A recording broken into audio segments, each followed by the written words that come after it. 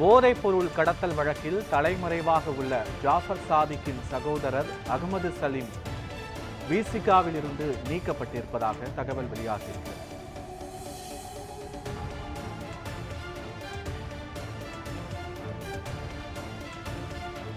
மைய சென்னை துணை செயலாளர் மற்றும் கட்சியின் அடிப்படை பொறுப்புகளில் இருந்து நீக்கி விசிக தலைமை உத்தரவு வெளியிட்டிருக்கிறது. இது குறித்தான முழுமையான விவரங்களோடு எமது செய்தியாளர் சுப்பிரமணியன் இணைப்பில் இருக்கிறார். வணக்கம் சுப்பிரமணியன், முழு விவரங்கள் என்ன?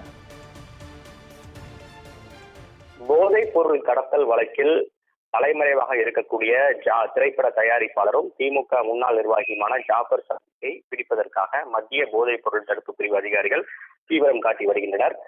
ஏற்கனவே ஜாஃபர் சாதிக் திமுக நிர்வாகி பொறுப்பில் இருந்து நீக்கப்பட்டிருந்தார்.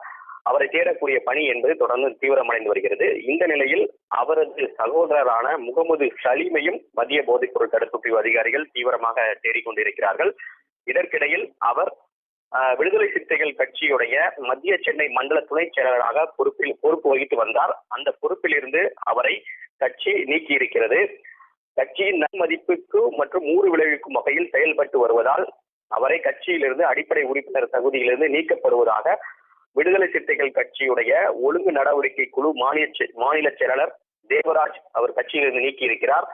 அது மட்டுமல்லாமல் முகமது சலீம், ஜாஃபர் சாதிக், அவருடைய மற்றொரு சகோதரர் மைதீன் ஆகிய 3 பேரையும் மத்திய போதைப் பொருள் தடுப்பு பிரிவு அதிகாரிகள் தீவிரமாக தேடிக்கொண்டிருக்கிறார்கள். முழுமையான விவரங்களுக்கு நன்றி சுப்பிரமணியன்.